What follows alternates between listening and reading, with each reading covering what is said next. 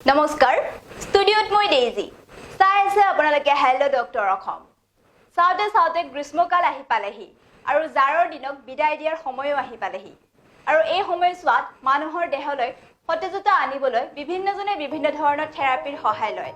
আজি আমাৰ প্ৰতিবেদনত আমি যুগুত কৰিবলৈ ওলাইছো বিউটি বাথ আৰু এৰ'মা থেৰাপিৰ বিষয়ে গ্ৰীষ্মৰ দিনকেইটাত প্ৰতিদিনে গা ধোৱাটো জৰুৰী দেহক সতেজ কৰি ৰাখে প্ৰতিদিনে কৰা স্নানে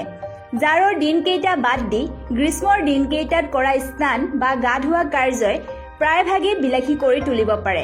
আৰু এই কাৰ্যক বিলাসিতা কৰি তুলিব পাৰে বিউটি বাথ আৰু এৰ'মা থেৰাপিৰ দ্বাৰা বিভিন্নজনে পানীত সুগন্ধি মিহলাই স্নান কৰে যাক বিউটি বাথ বোলা হয়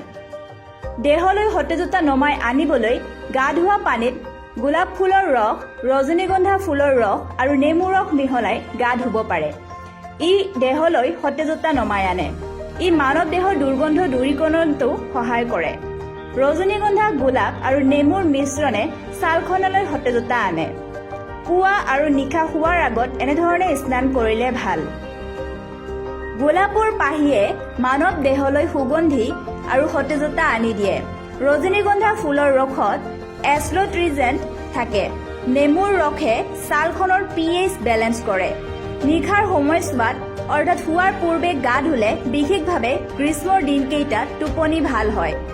নিশাৰ সময়ছোৱাত শুৱাৰ পূৰ্বে গা ধুলে বিশেষভাৱে গৰমৰ দিনকেইটাত টোপনি ভাল হয় শৰীৰ সতেজ আৰু শীতল হৈ পৰে পুৱাৰ আগতে গা ধোৱা পানীখিনিত কেইটোপালমান এৰ'মেটিক ৰ'জ অইল মিহলাই ল'ব পাৰি তদুপৰি গৰমৰ বাবে শাৰীৰিক অৱসাদ যথেষ্ট হয় আৰু ঘামৰ দুৰ্গন্ধ দূৰ কৰিবলৈ এৰ'মেটিক তেল কেইটোপালমান গাৰুৰ কভাৰ নাইবা বিচনা চাদৰত ছটিয়াই ল'লেও যথেষ্ট সুফল পাব পাৰি